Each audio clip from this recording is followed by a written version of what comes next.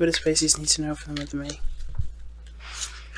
The Five of Swords. Okay, that's interesting. That card comes out, but and the reason why it's so interesting is because before I turned on the camera, I pulled as well to see what you guys got, just to kind of get a quick preview before I jump into it, and the same card came out. So be careful with debating with people or fighting with folks this month.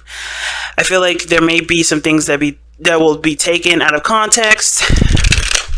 A lot of petty fights, a lot of things that divert from the focus of the whole conversation or objective in whatever comes up. Just be aware that there may be some tension, there may be some things that you're just better off focusing on your own stuff versus getting involved with anyone else's business.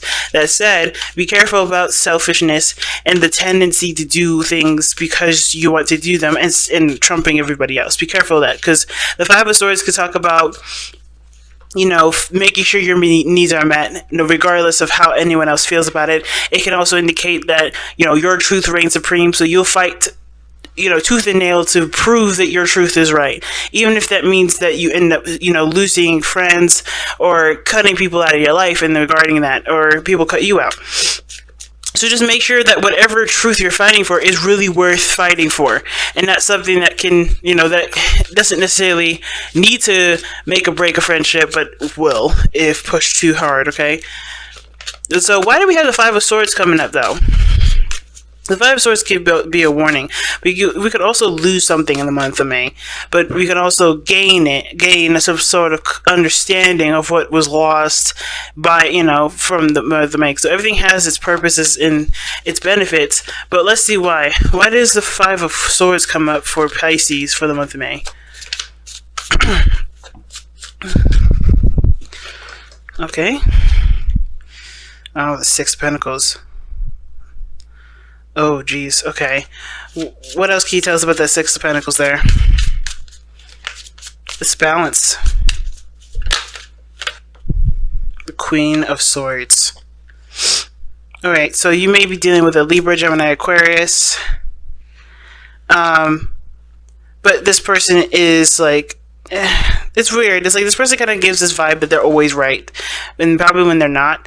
And I feel like it's to do with some sort of give and take scenario. I think somebody either been taking a lot in the relationship or hasn't been giving enough, and the dynamic is that somebody now has to look out for themselves because the dynamic is off. Somebody is not, putting in enough effort into the relationship or putting enough effort into work. Somebody's slacking in some area, and you have to just kind of focus on your own work. You don't focus on nobody else, because this situation looks like somebody's trying, not necessarily intentionally sabotaging you. With the Queen of Swords could be very ruthless and very brutal, and with the Five of Swords being a ruthless, brutal energy anyway, that combination kind of does worry me. So be very careful. Now, this could also indicate this is you, Pisces. This can indicate that you may be being really aggressive, or you're just kind of, you're cutting out the middleman. You're just going to make sure that you get what you need and just screw everybody else because no one else is considering you. No one's looking out for you. Be careful of that kind of tendency. Just focus on what your needs are without having to, be so aggressive in regards to cutting someone else out or making such a huge scene. But I kind of have a feeling that you already had an argument or some sort of fight with somebody with the Queen of Swords, someone that was, very sharp with their tongue, not very tactful. But the Queen of Swords is usually a Libra, so in regards to that, there could have been some small tact, but how this situation it looks like it's going, it was pretty brutal. So it kind of looks like what you may need to know is that there is some sort of argument or some sort of fight that you guys are going to be encountering with somebody, and it's a verbal fight. I don't think it's a physical. And it could be with you, your partner, your friend, your coworkers. It could even be someone close to you. But this person is being super defensive here. The Queen of Swords is usually someone that has a hard time trusting people. And when the Five of Swords comes up, someone that has Five of Swords coming up with the Queen of Swords, they look out for their own interests, and they don't really trust people. So they do things on their own. So you may end up having to try to build trust with somebody that has seriously bad trust issues.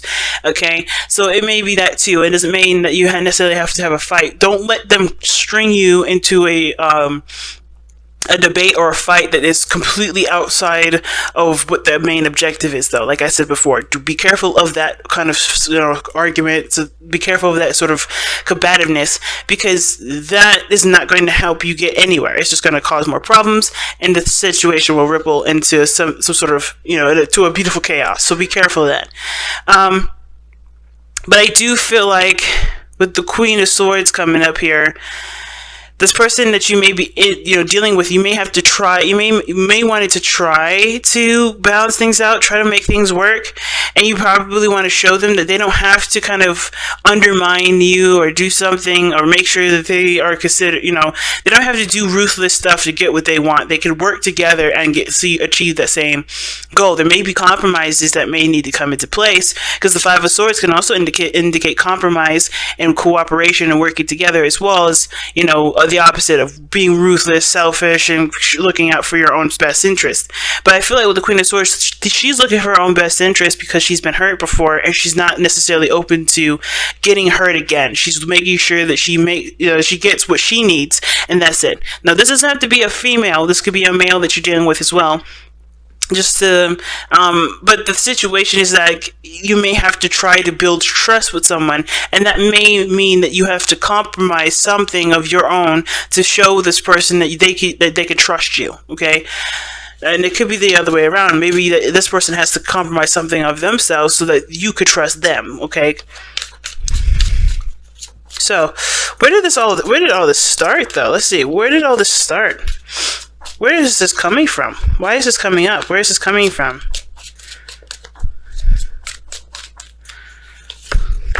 Oh, the Emperor. This coming from the Emperor. Somebody is super stubborn or super controlling in the relationship. That's where it's coming from. Somebody was being super controlling, and they weren't compromising or working with anybody in the relationship. They were just their way of the highway, and that's it. So now it's kind of caused a ripple effect where somebody is not interested in hearing what anyone else has to say. They're getting what they want, and they're not having it.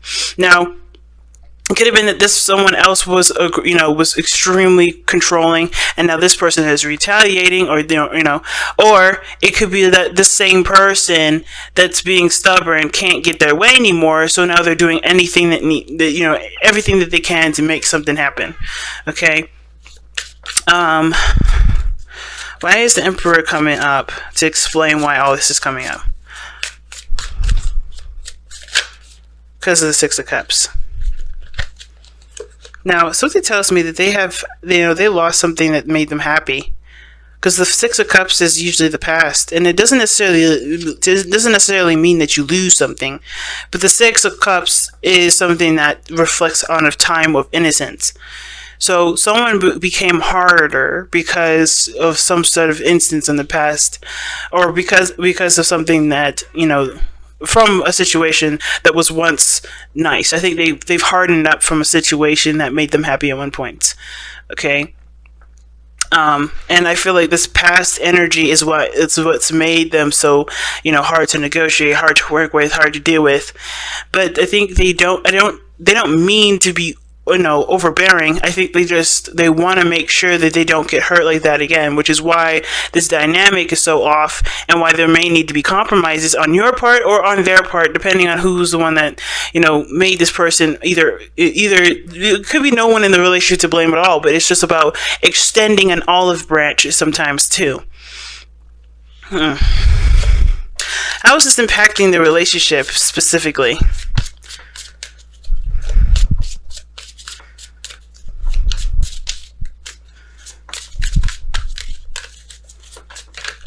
Okay, and it's affecting the relationship by the Two of Pentacles and the Hermit. It's a lot of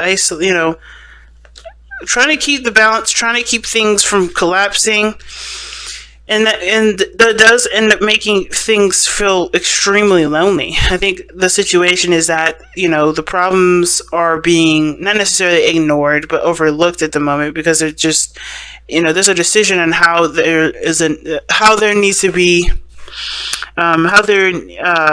Jesus, if I could get the words out. There is a need for a decision to be made in regards to how it needs to be worked on, how this trust issue or how this situation needs to be rebalanced, if that makes sense, or fixed. But I think this is also a personal thing too. I think this is also really requiring you to look within in your heart to figure out if there is any place in your life where there could be forgiveness, or if there's any places in your heart where you can compromise something to show that you are willing to either commit to moving forward or so forth. I kind of get the feeling that with the Hermit coming up, it just feels like there's a lot of isolation. There's a lot of being by yourself. But that by yourself isn't necessarily a stressful thing. It's more of like a way to kind of reflect. It's a way to kind of get a little bit of peace because the situation is so chaotic outside of you, right? So I kind of feel like there is a decision that has to be made in regards to what path you're going to be committing to, but I think you're looking within yourself to figure out which option is the most valuable, either going by yourself, being by yourself, or really kind of doing what needs to be done to not sedate the situation, but to solve its problems, okay? Because this is a really big situation. Somebody is very aggressive in this reading. Like, it's so aggressive. And it's almost like this person kind of waits for shit to happen. They don't initiate it right away. They kind of just stand there and wait for the shit to stir, and then they'll be like the first one to say something or something like that. They will respond to what's going on around them, but they're on guard. When I see the King of Swords, I'm like, okay, this person is after people. But the Queen of Swords, she doesn't go after folks. She's ready for a clapback, though. She's ready to clap back, but she'll wait for that clap back. She'll wait for that opportunity to clap back, rather. The Emperor, somebody was going for it. Everything was, in a very direct fashion. Now it's more of a passive, but I'm ready to fight you kind of sort of situation here. That's a lot of aggro. But there's also this, not really aggro, it's really like detached, defensiveness. It's very detached and it's very defensive. And I feel like it has to do with whatever the past was that made them happy. This loss of innocence has caused them to be so stiff, so detached, so cold, and not necessarily calculated in the sense of trying to be manipulative and hurtful. But they are looking out for their hearts right now, because look what's underneath here: the Three of Swords. That is huge, guys. Somebody's really hurt. And it's showing through their actions, guys. So let's take a look at the overall outcome and see what that has to tell us. The Page of Cups. Communicating from the heart and being gentle and compassionate. Like, that's a very important thing, especially when somebody is really having a hard time trusting people, is incapable at the moment for, they're not able to kind of let their guard down a little bit and to see that the situation is, inflamed and going out of control. I kind of get this feeling that this person just need to have a talking to, not in the sense of like, hey, you need to calm the hell down, nor like, hey, I understand that this is what's going on, I understand this is why you feel this way, but here's what my needs are, and here's what I can do to help you with, whatever you feel like you need. I'm willing to make the sacrifices that I need to make. Because the Five of Swords is coming up, you may have to make sacrifices this month. If this is someone that's worth your time, and something that you believe is worth worth taking the step to actually plan things out and really work on making a solution, you could do it. And it seems like this person means something to you, because I think you have history with this individual. I think this person at one point was proud, and now that their ego has been sliced, they're cold, they're detached, they're defensive. They don't want to, be humiliated or hurt again. And I feel like, I feel like that what once was love and thriving is now a battlefield and walking on eggshells. And I think somebody just going to have to just be open about what's going on, especially communicating from I statements and how you feel about it is better than start throwing accusations, because you have to be coming from a place of compassion when the Page of Cups comes up. Compassion, love, and you have to communicate your emotions and seek understanding of that person's emotions as well, okay? This is a really scary reading, guys. Be safe this month, okay? Be careful. So let's see what the Messenger Oracle cards have to tell you to kind of get some more advice for the reading for this month.